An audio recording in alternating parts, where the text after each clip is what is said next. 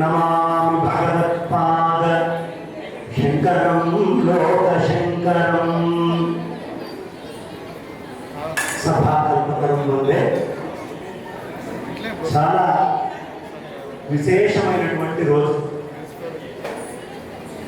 ఇంతమంది భారద్వాజ స కాశ్యప స కౌండిన్య స విశ్వామిత్ర అథమర్ష వశిష్ఠ ఇట్లా అనేకమైనటువంటి గౌతమ అనేకమైనటువంటి గోత్రాలకు చెందినటువంటి ఆ ఋషి పరంపరకి చెందినటువంటి ఇంతమందిని ఓ దగ్గర కూర్చోవడం, అంతమంది ఋషులని చూసిన ఆనందం ఎలాంటిదో అంత ఆనందాన్ని కలిగించే ఘట్టం చాలా విశేషం.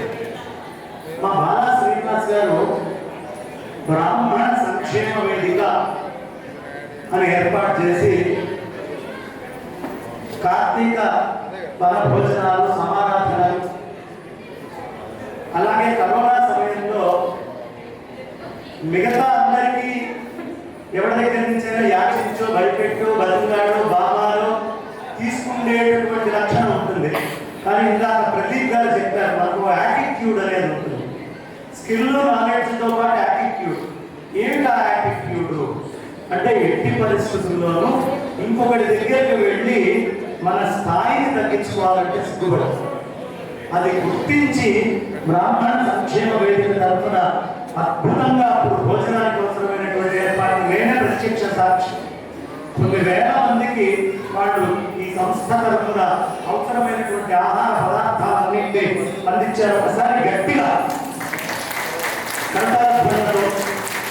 నోటి మాట చెప్పేవాళ్ళు చాలా మంది ఉంటారు, చేతతో ఏదైనా చేసేవాళ్ళు కొద్ది మంది ఉంటారు.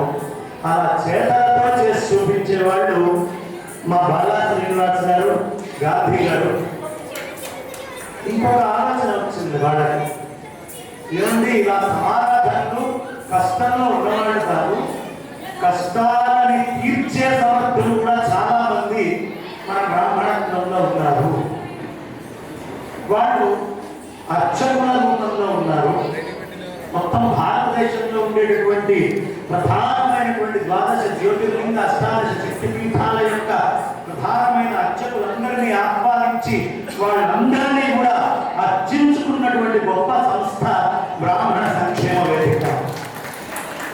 అనేకమైనటువంటి నదీ నదాల యొక్క జలాలను తీసుకొని వచ్చి ఇక్కడే ఈ హైదరాబాద్లోనే వాళ్ళందరినీ గురించి విశేషంగా అభిషేక కార్యక్రమాలను నిర్వహించారు ఈ సంస్థ తరఫున. దీనికి నేను ప్రత్యక్ష సాక్షిని కాబట్టి, నేను సాక్షిని కాబట్టి నిస్సంకోచంగా చెప్పచ్చు. అలా నిర్వహించడమే కాకుండా బ్రాహ్మణులలో ఉన్నటువంటి డాక్టర్లందరినీ పిలిచి వాళ్ళందరినీ సత్కరించడం, బ్రాహ్మణులలో ఉన్నటువంటి నాయకులందరినీ పిలిచి వాళ్ళని సత్కరించడం, జ్యోతిష్యులందరినీ ఆహ్వానించి వాళ్ళని సత్కరించుకోవడం, అలాగే ఐటీ ప్రొఫెషనల్స్ని వీళ్ళని పిలిచి సత్కరించుకోవడం. అన్నిటికంటే గొప్ప విషయం ఏమిటయ్యా అంటే బ్రాహ్మణత్వం అంటేనే ఐటీ. ఐటీ అంటే బ్రాహ్మణత్వం. అదేమిటండి అంటే ఇన్ఫర్మేషన్ టెక్నాలజీ.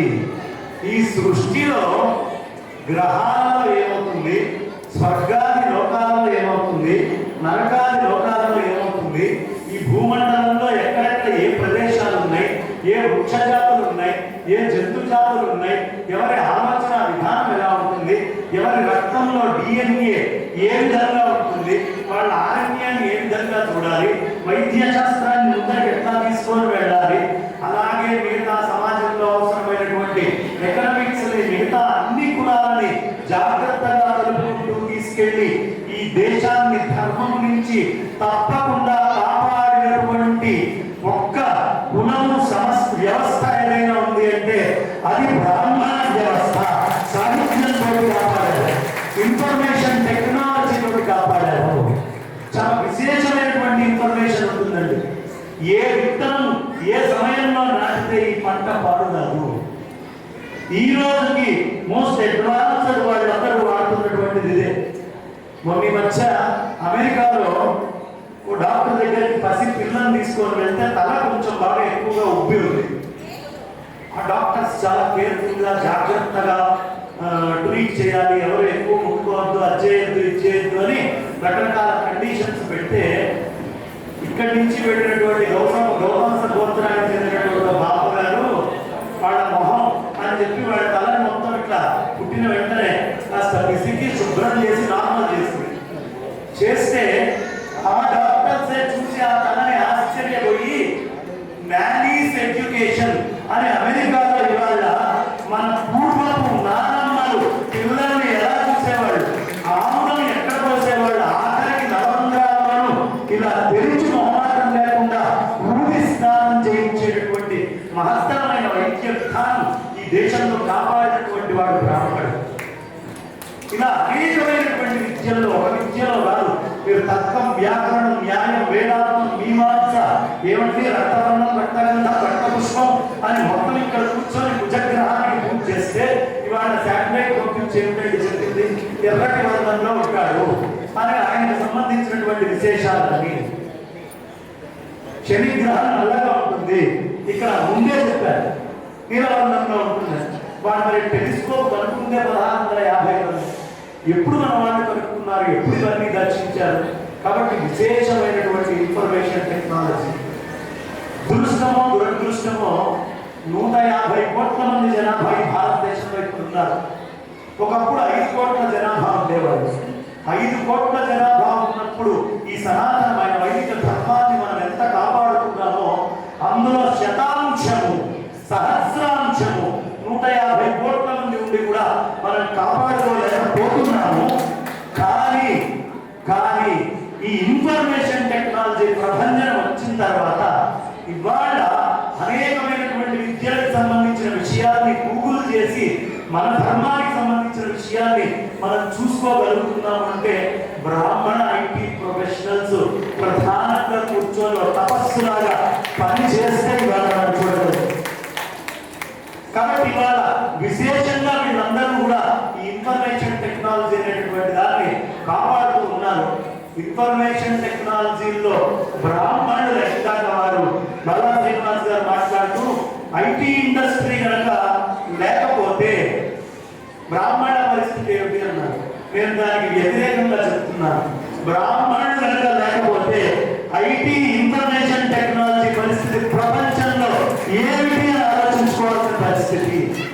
అంత విశేషమైనటువంటి సేవ బ్రాహ్మణుడి వాళ్ళ ఐటీ ద్వారా ప్రపంచంలో మిగతా ఏ విద్యైనా ఒక నటనకే పరిమితం. మా రాకేష్ రాఘవ్ గారు కానీ ప్రదీప్ గారు కానీ నటిస్తే అక్కడికే పోయారు, అక్కడికే ఆగిపోతుంది. మా సంఖ్యా శాస్త్రానికి సంబంధించిన వారు పెద్దలు దైవజ్ఞశనుగా అక్కడికే వాళ్ళు పరిమితం. కానీ ఐటీ అనేటటువంటిది ఏమిటయ్యా ఆశ్చర్యం, వీరు అక్షరాలకే పరిమితం మా లక్ష్మీ నరసింహాచార్యులు.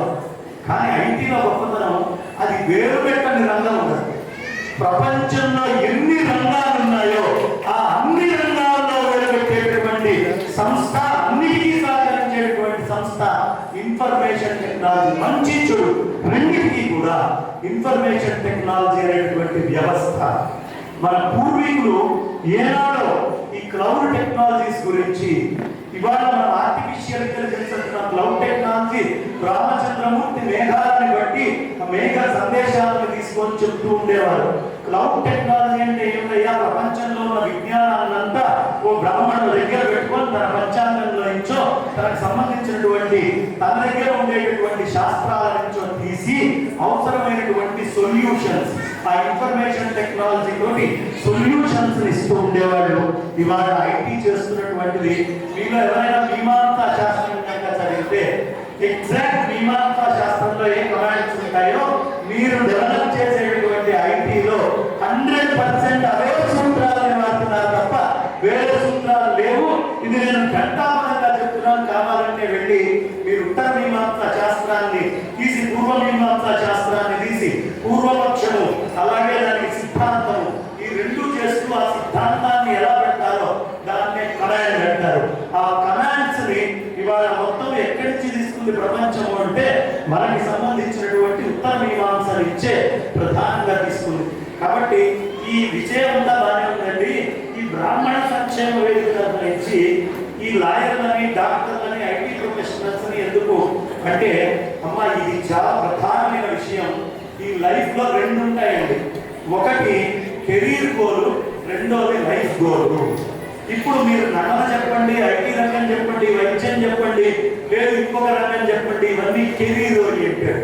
బ్రాహ్మణత్వం అనేటటువంటిది లైఫ్ గోల్ ఓరియంటెడ్.